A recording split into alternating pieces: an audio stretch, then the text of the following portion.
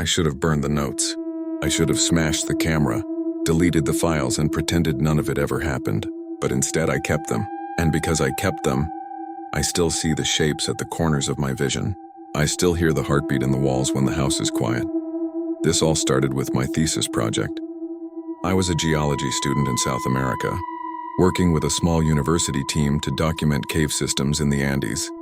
Most of it was routine, cataloging mineral deposits, mapping unexplored chambers, trying to get published. One morning, a local shepherd told me about a cave he swore nobody went near. He called it La Boca del Diablo, the devil's mouth. He said the animals wouldn't graze near it. And when storms came, the ground there shook like it was alive. Naturally, I went. The entrance was a slit in the rock hidden behind brush, barely wide enough to squeeze through. Inside, the air was stale, dead, like it hadn't been disturbed in centuries. My lamp cut across smooth walls, perfectly curved, too symmetrical for natural erosion. At first, I thought it was an abandoned mine, but the deeper I went, the clearer it became. No tools had shaped this. It was something else, something older. I followed the passage down into a massive chamber. That's when I found the first doorway. It wasn't a doorway in the normal sense, no hinges, no wood, no stone arch. It was a structure built from bones, human bones, femurs, ribs, skulls stacked with impossible precision, forming an arch tall enough for 3 men to walk through. I nearly vomited, but curiosity won. I stepped through. On the other side, there were more doorways, dozens, each built the same way, each leading deeper into the cave. Some were small, some huge. Some decorated with carvings, spirals, symbols I didn't recognize. But they all led onward. I don't know why I kept going. Maybe I felt like I had to, like the cave wanted me to. Every step echoed too loud. The air grew colder, thicker, as if it had weight. My lamp flickered, batteries draining faster than they should, and then I started to hear it. The heartbeat. It wasn't mine. It came from the walls, slow, steady, pulsing through the stone. I pressed my hand to the surface, and I swear it throbbed beneath my palm. That's when I saw the remains, not scattered bones this time. Entire bodies petrified, frozen in the rock. Men, women, children, faces twisted mid-scream, hands reaching out as if clawing to escape. Their mouths were open, wide, too wide. I should have turned back. God knows I should have.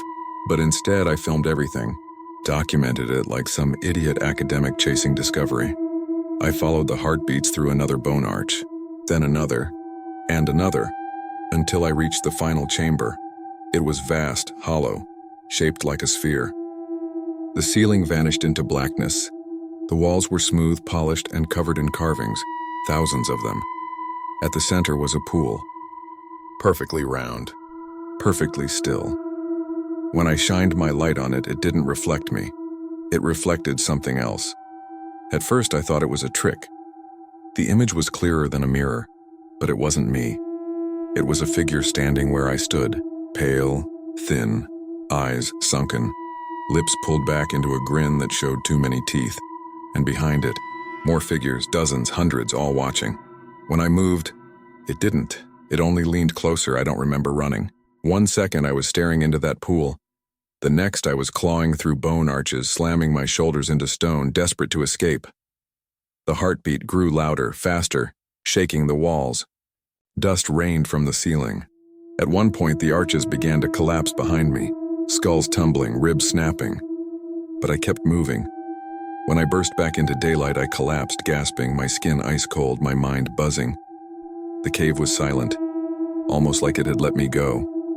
But it didn't let me go. Not really, because when I checked my footage later, it wasn't right. I watched myself walk into the cave, set up the camera, speak to the lens. That part was fine. But when I reached the first bone doorway, there was someone else with me, a second figure, always just behind me, sometimes a hand on my shoulder, sometimes standing in the doorway as I passed through. And when I got to the pool, the footage cut. Not black, not static, just my own face, staring at the camera, smiling. I don't go into caves anymore. I don't go near the mountains. But sometimes when I'm alone, mirrors don't show my reflection. They show the grin and the shape standing behind me. I'm writing this now because the nightmares won't stop. Maybe if I put it into words, I can finally rest. But I doubt it. Some things get inside you so deep, no amount of telling can pull them out. I was part of a rescue team in Wales about 6 years ago. We were volunteers mostly, experienced cavers with training in rope work and first aid. Our job was to respond when the weekend adventurers pushed too far into the labyrinth and didn't come back. Usually it was straightforward. Someone got wedged in a crawl or sprained an ankle or their light died. You bring them out, everyone's a hero, end of story. But not this time. This time, there were 3 missing. 2 students and a guide. They'd gone down into a system called unimaginable, one of those half-mapped caves where the charts don't match the reality. Locals don't like going near it. Too many dead ends, too many accidents. We went in as a 4-person team. Myself, a woman named Kate, and 2 brothers, Sean and Martin. We were close, experienced, careful. But what we found in there, it was wrong. It was impossible. The entrance tunnel was narrow but easy enough. Muddy crawl, low ceiling. After about half an hour, it widened into a chamber. That's where we found the first sign. Rope, not the student's rope. This one was ancient, frayed hemp, black with age, trailing into a fissure. None of us touched it. Sean muttered something about miners, but even he didn't sound convinced. We pressed on. The second sign came an hour later. A boot. Torn, waterlogged, stuffed into a crack in the wall. But it wasn't one of the students' boots. It was older, leather, the kind you'd see in a museum. We started to feel uneasy, like we weren't the first people to get lost down there, like maybe nobody had ever really come back. 2 hours in, we heard the voices. It started faint, like a conversation carried through water. Kate froze, her light jerking. Did you hear that? We killed our lamps, sat in darkness, and there it was, dozens of voices, whispering, laughing, muttering. Some close, some impossibly far, all of them overlapping, out of sync like a chorus with no conductor. But there was no one there. Air currents, Martin said, though his voice shook. Echoes from the surface. We all nodded, pretended to believe it, and kept moving, but deep down I knew. Those weren't echoes. They were imitations of us. The cave twisted, turned, doubled back. Our map stopped making sense. Every passage looked the same. Slick limestone, jagged cracks, water dripping somewhere unseen. And then we found the carvings, dozens of them, etched into the walls. Not with tools, but with fingernails. You could see the scratches, the desperate gouges, faces over and over, hollow-eyed screaming faces. I felt bile rise in my throat. Kate swore under her breath. That's when the voices came again. But this time they weren't whispering. They were calling our names. I don't remember how long we stumbled in that maze. Minutes, hours, time stopped meaning anything. My lamp flickered, batteries draining twice as fast as they should have. Sean swore his compass spun like mad, and always the voices followed. Sometimes ahead, sometimes behind. Always just out of reach. At one point, we heard Martin shouting from a side tunnel. We spun, but Martin was right beside us. His face went white. "That's me," he whispered. The voice came again. His voice. His exact voice. Calling for help. Begging us to follow. We didn't, but Sean did. He broke off, scrambling toward the sound before we could stop him. His lamp vanished into the dark. We chased him, screaming. But the tunnel branched and branched again, splitting into impossible paths. We found one of his gloves, soaked in mud. That was all. Sean was gone. Kate wanted to turn back. I agreed, but Martin refused. He was pale, shaking, eyes hollow, but he wouldn't stop. "We have to get them," he muttered. "We can't leave them." But the deeper we went, the more wrong it got. The tunnels began to change. Narrow 1 minute, wide the next. Passages looping into themselves, stone shifting like a living thing. I swear to God we passed the same chamber 3 times, the same cairn of rocks, the same boot in the wall, except each time the boot was newer. By the 3rd time it was modern, a hiking boot, and it was still warm. That's when we saw them, not the students, not Sean's shadows, dozens of them, flickering just at the edge of our lights. Human shapes, but wrong, too tall, too thin, joints bending where they shouldn't. Every time we swung the lamps toward them, they vanished. Every time we looked away, they crept closer. The voices rose, louder, clearer, no longer echoes, and they were speaking in our voices, mine, Kate's, Martin's, every scream, every gasp repeated in perfect unison a split second after we made them. I don't know how we made it out. The last thing I remember is running. clawing through mud, lungs burning, heart hammering. Kate was right behind me. I swear she was. But when I burst into daylight, she wasn't there. Neither was Martin. The surface team found me half-conscious at the entrance, hypothermic, covered in scratches. They asked me where the others were. I told them the truth. The cave kept them. They never found the students. Or Sean, or Kate, or Martin. And sometimes when the world goes quiet, I still hear them calling my name, in my own voice, from inside the stone. I don't know if anyone will believe me.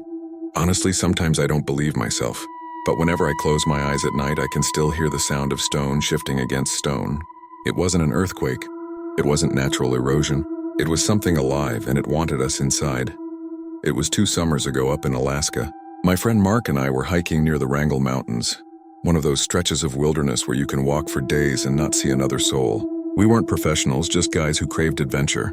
He had his camera, I had my cheap climbing gear, and we figured if we stuck close to the ridges, we'd be fine. That's when we saw it. A sinkhole, maybe 20 feet wide, yawning in the snowmelt valley. From above, it looked like a mouth cracked open in the earth. The edges were rimmed with fresh ice, dripping, steaming in the warm air. At first, we thought it was just another glacial collapse. But when I peered down with my headlamp, I saw it wasn't just a pit. It was a tunnel, and painted on the stone walls, barely visible through centuries of soot and dust, were crude markings.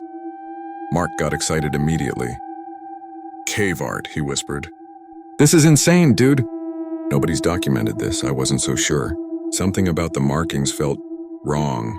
They weren't faded the way I expected from something that had been buried for centuries. They looked fresh, almost glossy. Still, we had gear. Ropes, harnesses, lamps. And our curiosity was stronger than our common sense. So we went down. The descent was slow. The shaft was slick with meltwater, the rope constantly swinging into jagged stone. The further we went, the colder it got. By the time we hit the bottom, our breath was misting in front of our faces and the air smelled metallic like blood or rust. The chamber opened into a corridor. It wasn't natural, and at least not entirely. The stone was too smooth, too deliberate, like something had carved it. And then came the sound. At first, it was so faint I thought it was water dripping. But it wasn't.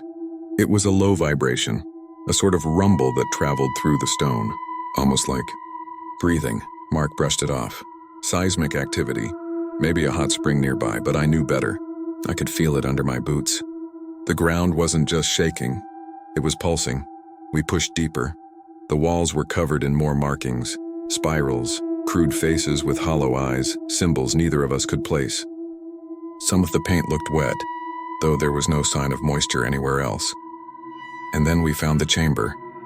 It was massive, like stepping into the belly of a cathedral. The ceiling vanished into blackness, our lamps barely catching the tops of stalactites. The floor sloped into a pit at the center, and around that pit were dozens of stones stacked like cairns. Each one was shaped like a figure. A body, arms, legs, head. Not carved exactly, but arranged. Bones of rock. I felt my stomach tighten. "We shouldn't be here." Mark just laughed. "This is history, man. Imagine what we can publish." He started snapping pictures. I stood still, lamp shaking in my hands. Because I could hear it again, the rumble. Louder this time. The stones vibrated. The walls creaked. And then the floor shifted. It wasn't dramatic, not like a cave-in. It was subtle. Like the entire room tilted a few inches to the left. But it was enough to send rocks tumbling, our equipment rattling. I nearly lost my footing. Mark did too, and his flashlight beam shot across the chamber. For just a second, I swore I saw something. A figure crouched at the edge of the pit. Pale skin, 2 long limbs watching us. When the light swung back, it was gone. "Did you see that?" I whispered. "See what?" He said, annoyed. My mouth went dry. "Nothing." But it wasn't nothing. We decided to climb back. At least I did. Mark wanted to press on, explore deeper tunnels branching off the chamber. He was always like that, reckless, chasing the thrill. "Fine," I said. 10 minutes. No more. We took one of the side tunnels. It was narrow, jagged, forcing us to crawl on hands and knees. The air got heavier, damper. My lamp flickered, the beam bouncing against slick walls. And then we heard it, a scrape, like stone grinding against stone, somewhere ahead. "Hello?" Mark called, as if expecting someone to answer. His voice echoed, warped, but no one answered. The tunnel opened into a smaller chamber. and that's when we saw the paintings again. But these weren't crude figures. These were detailed. Rows of people kneeling before something massive. A shape with many arms, eyes painted in spirals, teeth jagged like stone shards, and all of them facing downward toward a hole in the chamber floor.